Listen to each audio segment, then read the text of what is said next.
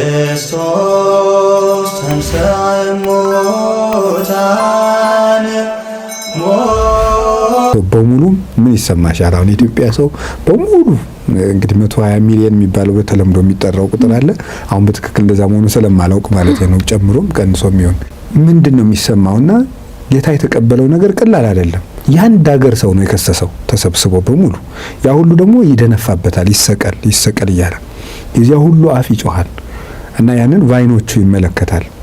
ይህ ለሔዋንና ለልጆቿ ለአዳምና ለልጆቹ ያደረገው ቤዛነት ነው። ከዚያ ተከሶ መቆም ራሱ በእግር መቆም ራሱ ባጋንንት ፊት በሲኦል በሙሉ ለቆምንበት ለዚያ ክፉ መቆም ካሳ እየካሰልን ነበር ጌታ። ከዚያ እግራችን እጃችን ከመካሱ አስቀድሞ የተሸከመው መስቀል አለ። 7 ክንድ መስቀል ተሸክሟል። ያ መስቀል እርጥብ መስቀል ነው። በትርምት የሚኖር ነው። ጌታ ሰውነቱን ወደ አምላክነት አልለወጠውም። እንደኛ የሚሰማው ይሰማዋል፣ ያማዋል እና በረሃብ የሚኖር ነው። በትርምት የሚኖር ነው። ከሚበላበት ከሚጠጣበት ቤት የሚኖር አይደለም። ቀን ሲያስተምር ውሎ ሌሊት በደብረ ዘይት ሌሊቱ ሙሉ ለጸሎት ቆሞ የሚያድር ነው እና በዚያ አኗኗሩ ላይ ነው። እርጥብ መስቀል ደግሞ እየተደበደበ ነው። ተሸክሞ መሄድ ብቻ አይደለም እና ያንን ተሸክሞ መሄዱ ዘመናችን በሙሉ ተሸክመ ነው የነበርነውን እርግማን ለማስወገድ ነው። ይሄን ነው ነሳ ደዌነ ወጾረ ሕማማነ፣ ሕማማችንን ተሸከመ ስለመተላለፋችንም ቆሰለ ብሎ ኢሳይያስ 53 ላይ የተናገረው ነሳ ያለው ተሸከመልን። እኛን እርጉም መባል ራሱ ሸክም ነው። በዚያ ጊዜ በመስቀል የሚሰቀል ሰው በጣም የተረገመና የረከሰ ሰው ነው በዘመኑ እና እርጉም ሰው ነው። በዚያ የተሰቀለ ሰው የሚተፋበት የሚጸየፍ፣ በቁሙ ብቻ ሳይሆን ሞቱን ሳይቀር የሚናቅበት ሰው ነው። እንደው በሞቱ እንኳን የሚናቅ ሰው፣ ሞቶ እንኳን የማይከበር ሰው ነው በዚያ የሚሞተው እና እርጉም ብሎ ተነቅፎ መዋል ራሱ ሸክም ነው። ሌላው ወደ በለስ ለሄድንበት እግሩን ተቸንክሯል። ለቆረጥንበት እጁን ተቸንክሮልናል። ሐሞት ጠጥቶልናል።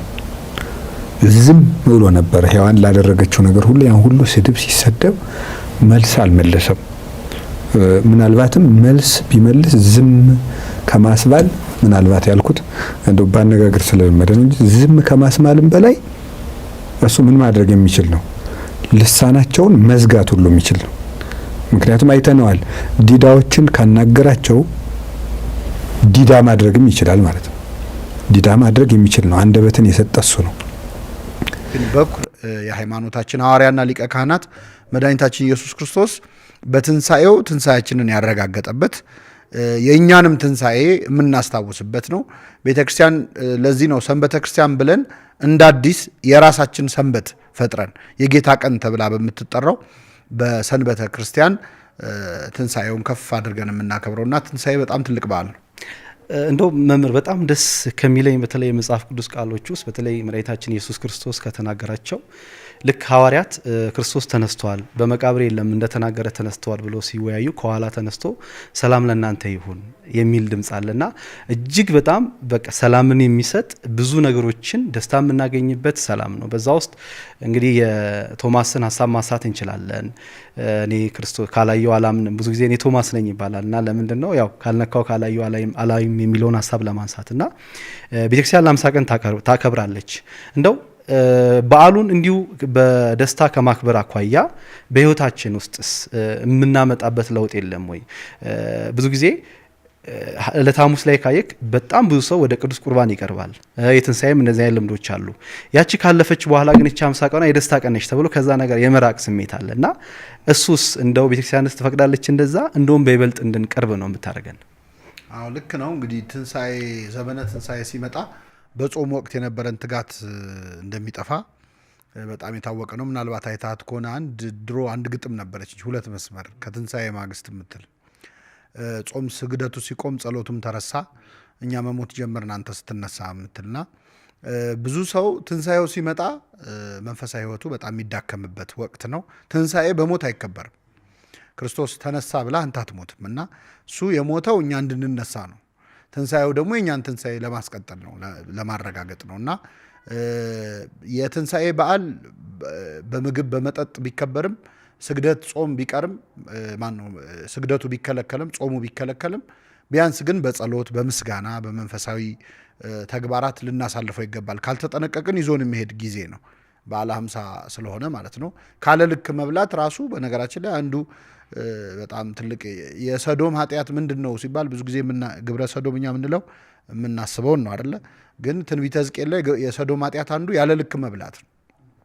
ስለዚህ በጾም ነው ልክ መብላት የለብንም ራሱ እና ትንሣኤን በዛ መልኩ ማክበር ይገባል። ፍጥረት ሁሉ ለእግዚአብሔር ይገዛል።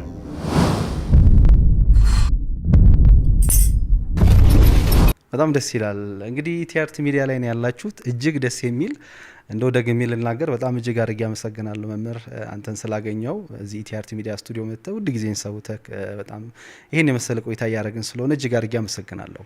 እንደው ትንሣኤውን ካሰብን ብዙ ሀሳቦች ማንሳት እንችላለን በራሱ ሰፊ ሀሳብ ስለሆነ ማለት ነው እና ዛሬ እስቲ ወደ ዋና አላማችን ወደ ዋና ሀሳብ እንግባና ስለ ጥበብ እናነሳለን። መጀመሪያ ጥበብ ስንል እግዚአብሔር ጥበብ ነው የሚል ትልቅ ኃይለ ቃል አለ በመጽሐፍ ቅዱስ። እግዚአብሔር ጥበብ ነው ማለት ምን ማለት ነው የሚለውን እስቲ አውዱን እናንሳው። እስቲ ከምን አኳያ ነው መጽሐፍ ላይ የተጻፈው? እኛስ ወደ ህይወታችን በምን አይነት መንገድ ነው የምንተገብረው? አዎ እንግዲህ ቅዳሴያችን ጥበብሰ መድኃኒነ ውእቱ መድኃኒታችን ነው ጥበብ ማለት በደሙ የገዛን ዘተሳይጠነ በንዛተ ደሙ ወሐረየነ ለመንግስቱ የመረጠን ጥበብ መድኃኒታችን ኢየሱስ ክርስቶስ ነው። እንግዲህ ክርስቶስ መጽሐፍ ቅዱስ ላይ በሺ የሚቆጠሩ ስሞች አሉት። ስም ስለማይበቃው ነው። በነገራችን ላይ አንዳንዴ የሆነ ነገር መግለጽ ሳትችል ስትቀር ማን ብዬ ልጥራው ስምህን ለክርስቶስ ነው እና ለዚህ ነው ነቢየ እግዚአብሔር ዳዊት እንደውም የሚለው ሲያጣ አንተ ግን አንተ ነህ ብሏል። በቃ ሌላ ነገር ብሎ ሊገልጸው ስላልቻለ አንተ ግን ያው አንተ ነህ ብሏል እና የክርስቶስ ስም ብዙ ነው። የእግዚአብሔር በግ፣ የእግዚአብሔር ልጅ፣ የሰው ልጅ፣ የማዕዘን ድንጋይ፣ ሊቀ ካህናት፣ ሐዋርያ፣ እረኛ፣ በግ ሁሉንም ነው ክርስቶስ እና ከነዚህ ብዙ ስሞቹ አንዱ ጥበብ ነው። ጥበብ ቤቷን ሰራች፣ ጥበብ 7 አዕማዷን አቆመች ሲባል ጥበብ እንዲህ ብላ ተናገረች ብሎ መጽሐፈ ጥበብ ላይ መጽሐፈ ምሳሌ ላይ ሲናገር ለጊዜው ስለሆነ ነገር ስለ ዊዝደም የሚናገር ይመስላል። ግን የጥበብ ሁሉ መጨረሻውም መጀመሪያውም መድኃኒታችን ኢየሱስ ክርስቶስ ነው እና ከዚህ የተነሳ ነው። ሁለተኛ የማዳኑም ስራ ጥበብ ነው። ቅዱስ ዮሐንስ አፈወርቅ ተግሳጽ በተባለው መጽሐፉ ላይ እግዚአብሔር ዓለምን ከፈጠረበት ጥበብ ዓለምን ያዳነበት ጥበብ ይበልጣል አለ። ምን ማለት ነው? ዓለምን ያዳነበት ጥበብ ዓለምን ከፈጠረበት ይበልጣል በምን አወቅ ማለት እኛ አልነበርን። ዓለምን ሲፈጥር አልነበርን፣ ሲያድን ግን አይተናል። እና ሰው ደግሞ ካየውና ካላየው የሚያደንቁ ያየው ነው። የመጀመሪያው እሱ ነው። ሁለተኛ ከመፈጠራችን በላይ በመዳናችን የተጠቀም ነው። ከመፈጠር በላይ ይሁዳ አሁን ባልተወለደ ይሻለው ነበር፣ ባልተፈጠረ ይሻለው ነበር ይባላል። ካለመዳን አለመፈጠር ይሻላል። ስለዚህ ከመፈጠራችን በላይ የተጠቀምነው በመዳናችን ስለሆነ የምናደንቀው ጥቅማችንን ነው። ያየነውም እሱን ስለሆነ። ሶስተኛው እግዚአብሔር ዓለምን ሲፈጥር አልደከመውም። ዓለምን ሲፈጥር አላላበውም፣ አልወደቀም፣ አልተነሳም። እኛን ሲያድን ግን ወድቋል፣ ተነስቷል። ስለዚህ የፈጠረበት ጥበብ ከሚለው ይልቅ ያዳነበት የሚታየን ለዛ ነው። ወድቆ ራሱን አዋርዶ በእርግጥ አረፈ ተብሏል እኮ እግዚአብሔር ከስራ ሁሉ አረፈ ይላል አይደለ? በሰባተኛው ቀን ዓለምን ፈጥሮ ግን አረፈ የሚባለው እግዚአብሔር እረፍት አስፈልጎት አይደለም። ፐርሶኒፊኬሽን ነው። ልክ እግዚአብሔርን በሰውኛ ዘይቤ እንደመናገር ነው። በትክክል ያረፈው እግዚአብሔር በቀዳም ሱር ነው። መቃብር ውስጥ ተኝቶ ነው። የማይተኛው አምላክ የማይደክመው አምላክ ደክሞ ነው። እዚህ የመኃልየ ዘሰሎሞን ላይ ውዴ ተኝቷልና አትቀስቅሱት ትላለች የመኃልየዋ ሴት። ይህች ቤተ ክርስቲያን ናት። ስለ ክርስቶስ ነው የምትናገረው። ውዴ ተኝቷልና አትቀስቅሱት፣ እስከፈለገ ድረስ ይተኛ፣ በፈቀደ ጊዜ ይነሳል ትላለች። ይህ እንግዲህ ቤተ ክርስቲያን በትንሣኤ ይህንን የምትለው የቀዳም ሱር ለጠዋን ነው። ሌሊት የሚባለው ይሄ ነው። እስከ አመ ፈቀደ እስከወደደ ድረስ ይተኛ፣ ነፍስ የወደደችውን አይታችሁታልን እያለች ትጠይቃለች። ስለዚህ ቤተ ክርስቲያን ደክሞ ረፍት አድርጎ ተኝቶ ያገኘችው እግዚአብሔርን በትክክል በማዳኑ ስራ ላይ ስለሆነ ጥበቡ ማዳን ተብሎ ይጠራል። ስለዚህ መድኃኒታችን ኢየሱስ ክርስቶስ ጥበብ ነው፣ የጥበብ ሁሉ መጀመሪያ ነው። ፊሎሶፊ ማለት ፍቅረ ጥበብ ማለት ነው። ሶፊያ ጥበብ ነው። ቅድስት ጥበብ ይባላል ክርስቶስ። ሀጊያ ሶፊያ የምትባል መቅደስ አለች በዚህ በቱርክ አይደል? ቅድስት ጥበብ ማለት ነው። የመድኃኔዓለም ቤተክርስቲያን ነው። ስለዚህ በዚህ የተነሳ ማዳኑም ጥበብ ስለሆነ እሱም ጥበብ ስለሆነ እግዚአብሔር ጥበብ ተብሎ ይጠራል። በጣም በተለይ የቅዱስ ዮሐንስ አፈወርቅ ሀሳብ ይሄ ነው። በተለይ ህማሙን ስናስብ የቅዱስ ዮሐንስ አፈወርቅን ሀሳቦችን በጣም እናነሳለን። እሱ እንደሚሸለት በግ ከፊታቸው ሄደ ይናገሩታል፣ እርሱ ግን አይናገራቸው የሚሉ ሀሳቦችና በጣም ይደንቀኛል። ግን እግዚአብሔር ጥበብ ነው ዓለምን ከፈጠረበት ያዳነበት ጥበብ ይልቅ ይገልጻል። አርብን ማሰብ ነው። በጣም እንግዲህ ባለፈው በህማሙ አስበን ቤተክርስቲያን የምታስተምረውን ነገር አይተናል እና በዚህ ውስጥ ብዙ ጊዜ ጥበብ ሲባል እንደው እንደ መነሻ ሀሳብ ቤተክርስቲያን የጥበብ ቤት ነች ይባላል። ያው ጥበብ እግዚአብሔር ነው፣ እግዚአብሔር ቤት ነች ለማለት ነው። ነገር ግን በተለይ ኪነ ጥበብ የሚለውን ሀሳብ ስናነሳ ደግሞ ቤተክርስቲያን የኪነ ጥበብ ቤት ነች የሚል እሳቤ አለ። ይሄ ነገር እንደው ዝም ብሎ ለንግግር ነው ወይስ እውነት ቤተክርስቲያን የኪነ ጥበብ ቤት ነች? ከሆነች በምን አኳያ ነው የሚለውን ነገር እናንሳና በዝርዝር ወደምናነሳው ሀሳብ እንሄዳለን። በጣም ጥሩ ነው። አንድ ይህን ስትል አሁን ስትል ምን ትዝ አለኝ መሰለህ? አንድ ሰውዬ ከእግዚአብሔር ጋር ምሳሌ ነው፣ ያው እግዚአብሔር እንዲደፍሮ የሚለው የለም። ከእግዚአብሔር ጋር እኔም መፍጠር እችላለሁ ብሎ ውድድር ጀመረ። ሰውን ለመፍጠር ነው የፈለግኩትን መፍጠር እችላለሁ፣ የፈጠራ ችሎታ አለኛል እና እሺ ፍጠር አለው እና አፈር ሲያነሳ እሱ የኔ ነው ቁጭ አድርግ ይለዋል። ድንጋይ ሲያነሳ እሱ የኔ ነው ቁጭ አድርግ ይለዋል። ለምን? ሁሉም የሱ። ሰው የፈጠራ ችሎታ ሊኖረው ይችላል፣ ግን አንድን ነገር ካለ ነገር ወደ ሌለ ነገር ማምጣት አይችልም አይደለ? መፍጠር የሚችል እግዚአብሔር ብቻ ነው። የዓለም ሕዝብ ተሰብስቦ ዝንብ አይፈጥርም። አንድ ትንሽ ትንኝ አንፈጥርም ወይ ካለው ነገር ወስደን ነው። ይህን ምሳሌ ለምንድን ነው ያነሳሁት? እስቲ የኢትዮጵያን ኪነ ጥበብ ቤተክርስቲያንን አውጥታየው ኪነ ጥበቡና ልክ እግዚአብሔርና የሰው እየተነጋገሩ እንደሚባለው ምሳሌ ሙሉ እሱ ታሪክ ነው። የኪነ ጥበብ ባለሙያዎችና የኢትዮጵያ ቤተክርስቲያን ግራና ቀኝ ቁጭ ብለው እስቲ የእሷን የሆኑ ነገሮች ሳይነኩ የኪነ ጥበብ ስራ ይስሩ። ልጻፍ ካሉ በማ ፊደል፣ ማን በሰራው ፊደል ነው የሚጽፉት? ማን በፋቀው ብራና ነው የሚጽፉት? ላዚም ቢሉ በማን ዜማ ነው? በየትኛው መሳሪያ ነው? ስለዚህ የኢትዮጵያ ኪነ ጥበብ ተወደደም ተጠላም የግድ ከቤተ ክርስቲያን የተገኘ ነው። አሉም የሚባሉት ጃይንት የሥነ ጽሁፍ ሰዎች የቤተ ክርስቲያን ውጤቶች ናቸው። እና አዲስ አለማየሁና የፍታሔ ንጉሴ የዲማ ተማሪዎች ናቸው። ተርጓሚዎቹም በአብዛኛው በዜማውም በምንም ዘርፍ ብታይ የኢትዮጵያ ቤተ ክርስቲያን የሥነ ጥበብ እና በሥነ ጽሁፍም ዘርፍ ብትል በጣም ሰፊ ነው። ስነ ስዕል ብትል አይኮኖግራፊው በጣም ድንቅ የሆነ የኢትዮጵያ ቤተክርስቲያን ዘርፏ ከመብዛቱ የተነሳ ለማጥናት እስክንቸገር ድረስ ስነ ጽሁፉን ብትል እንግዲህ ገባት የእምነት ማህተም ነው። የክርስቶስ ትንሣኤ የእምነታችን ማህተም ነው። ትንሣኤ የክርስቶስ ትንሣኤ ባይኖር ተጽፎ ደብዳቤ እንደሌለው ማህተም እንደሌለው ደብዳቤ እንደማለት ነው። በአጠቃላይ ለምንኖረው ኑሮ በሙሉ ማህተሙ የክርስቶስ ትንሣኤ ነው። በኋላ ቤተክርስቲያን ላይ የምናመጣቸው ነገሮች በሙሉ ማህተማቸው የክርስቶስ ነውና በኩር የምንለው ለዚህ ነው። ከዚህ የተነሳ ነው በኩርነቱን በኋላ በምን አረጋገጠ? በዕለተ ዓርብ በማንሳቱ ከዚያም ደቀ መዛሙርቱ ሙት አስነሱ። እንግዲህ እሱ ህይወት ባይኖር እንዴት ነው ለራሱ ህይወት መሆን ያልቻለ ለተማሪዎቹ ህይወትን መስጠት ከመስጠት አልፎ ጭራሽ እነሱ ደግሞ ህይወት ለሌለው ህይወት እንዲሰጡ በእነሱ እጅ ማድረግ እንዴት ይቻላል? የፍጡር ደቀ መዝሙር ሙት አያነሳም፣ በፍጹም አይነሳም። በየትኛውም በዓለም ላይ የተነሱ የሃይማኖት ወይም ደግሞ እምነትን መስርተናል በሚሉ ሰዎች ሁሉ ደቀ መዝሙሩ በሱ ስም ሞት ያስነሳ የለም። በሱ ስም በኢየሱስ ክርስቶስ ስም ሐዋርያት በሞት ላይ ስልጣን ኖራቸው፣ በአጋንንት ላይ ስልጣን ሰጣቸው። ሙት አንሱ፣ አጋንንትን ፈውሱ፣ ድውይ ፈውሱ፣ አጋንንትን አውጡ አላቸው። ማርቆስ ወንጌል ምዕራፍ 16 ቁጥር 1 ጀምሮ እንደምንመለከተው። ስለዚህ ጌታችን መድኃኒታችን ኢየሱስ ክርስቶስ የትንሣኤያችን በኩር መሆኑን በዕለተ ዓርብ ገለጠ። ሞትን ድል አድርጎ በመነሳት ገለጠ።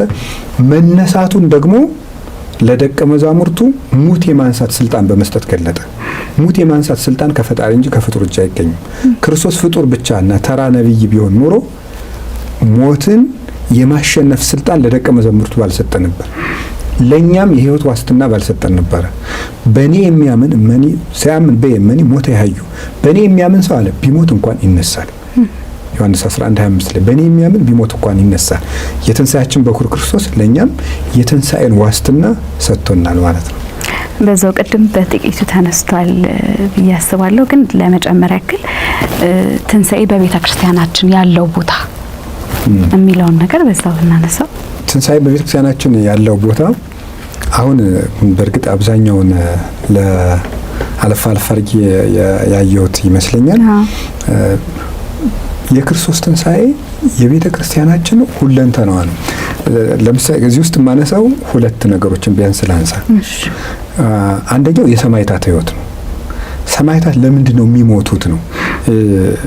የሚገርመው አሁን የግብጽ ቤተ ክርስቲያን የዘመን መለወጫዋን የምታደርገው የሰማዕታትን የዘመነ ሰማዕታትን ነው። የዘመነ ሰማዕታትን የዘመን ለመለወጫ አድርጋ ታከብረዋለች። ዘመን የምትቆጥር ከዘመነ ሰማዕታት ማብቂያ ጀምሮ ነው የምትቆጥር። ለምንድን ነው ሲባል እንግዲህ የዘመን መለወጫ ምንድን ነው? የዘመን ለመለወጫ በዓል ማለት የአዲሱ ዓመት መግቢያችን ነው። አዲስ ዓመት ለኛ ለክርስቲያኖች ግን አዲስ ዓመታችን መቼ ነው? ያኛው የመንግስተ ሰማያት ኖሮ ነው ለኛ አዲስ ዓመታችን ማለት ነው። አዲስ ዘመን ይሄኛው አዲስ ዘመን አይደል? አዲስ ዘመን ወሬኩ ሰማይ ሐዲሰ ወምድረኒ ሐዳሰስ መሰሰለ ሰማይ ቀዳማዊ ወምድረኒ ቀዳማዊት ወባህሪኒ ተሰረትንካ ይላል ቅዱስ ዮሐንስ በራእዩ ራእይ ዮሐንስ ምዕራፍ 21 ላይ ሲናገር አዲስ ሰማይና ቁጥር 1 ላይ አዲስ ሰማይ አዲስ ምድር አየሁ፣ አሮጌው ሰማይና አሮጌው ምድር አለፈ፣ ባህርም ተሻረ ይላል። ስለዚህ አዲስ ሰማይ አዲስ ህይወት ነው የምንኖረው።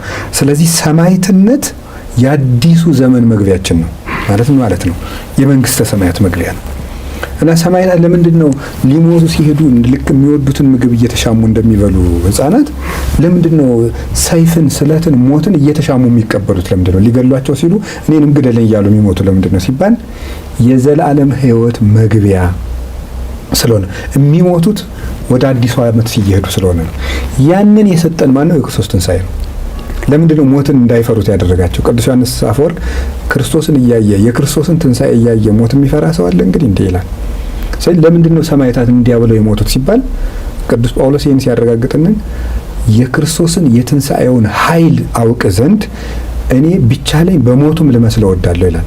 ፊልጵስዩስ ምዕራፍ 3 ቁጥር 11 ላይ ሲናገር የትንሣኤውን ኃይል አውቅ ዘንድ ቢቻለኝ በሞቱም ልመስል እወዳለሁ። የሰማዕታት ህይወት የትንሣኤ ህይወት ነው። ስለዚህ ክርስትና የትንሣኤ ህይወት ስለሆነ ነው ክርስቲያኖች የሚገደሉት የሚሞቱትም ወደን የምንሞተውም ለዚያ ነው። ሁለተኛው የመነኮሳት ህይወት ነው። ምንኩስና የዘላለማዊ ህይወት ናፍቆት ነው።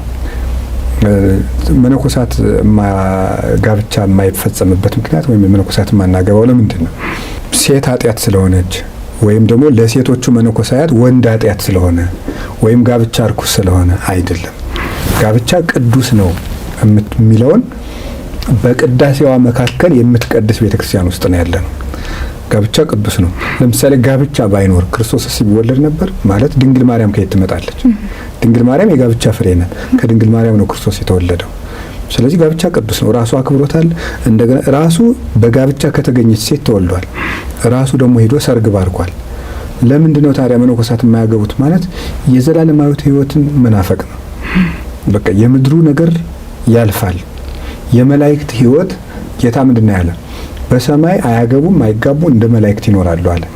ስለዚህ በሰማይ ያለውን የመላእክትን ህይወት እናፍቃለሁ ለማለት ነው ምንኩስና የመጣበት ምክንያት። እና ዘላለማዊ ህይወትን የክርስቶስን ትንሣኤ የምንመሰክርበት ነው። እና ክርስቶስ ቅዱስ ያሬድ ሲያመሰግን ሰያሜ ካህናት ተስፋ መነኮሳት ይለዋል። አክሊሎሙ ለሰማዕት የሰማዕታት አክሊላቸው፣ የካህናት ሊቀ ካህናታቸው፣ የመነኮሳት ተስፋቸው ክርስቶስ ነው ይላል። የሌሎች ተስፋ ያልሆነ ሆኖ እኮ አይደለም። መነኮሳት ይህንን ዓለም ተስፋ እናደርግም ብለው ክርስቶስን ተስፋ ለማድረግ ነው። እና ትንሣኤ ባይኖር ምንኩስና ራሱ አይረባም ነበር። እና ትንሣኤ ነው የክርስቶስ ዘላለማዊ ህይወትን ክርስቶስ ስለጀመረልን ነው ተስፋ። እና መነኮሳትን በዕጣን ክርስቶስ የተወለደለት ወርቅ፣ ዕጣን፣ ከርቤ መጥቶ ነበር። እና ዕጣን መነኮሳቱን ነው የሚወክለው። መነኮሳትን የሚወክልበት ምክንያት ዕጣን ከሩቅ ይሸታል እና የላይኛውን ተስፋ እያሸተቱ እየናፈቁ የሚኖሩ ስለሆነ ነው። ቅዱስ ጳውሎስም ሮሜ 5 ላይ ሲናገር የሚታየውን ተስፋ ማድረግ ተስፋ አይደለም ይላል። ወዘሰ ያስተርኢ ኢኮነ ተስፋ የሚታየው ተስፋ አይደለም ይላል። እና የሚታየውን ያ ደግሞ ሁሉም ሰው አይመነኩስም እንደተቻለው ይኖር ብሏል። ይህ ለሁሉም ይሆን አይደለም ብሏል ጌታ። እግዚአብሔር ላስቻለው ይቻላል። ቅዱስ ጳውሎስም የሚቻለው እንደኔ ሆኖ ይኖር የማይቻለው ደግሞ ያግባ ብሎ ተናግሯል። እና ምንኩስና ቤተክርስቲያን ምንኩስናን የምትሰብክበት ምክንያት የትንሣኤ ምስክር ነው። ጋብቻው ላይ የክርስቶስ ትንሣኤ ነው የሚሰበከው። መስቀላት ይዘው ነው የሚያጋቧቸው። ለምሳሌ የሚያደርጉት ክርስቶስ ተንሥአ እሙታን ሞት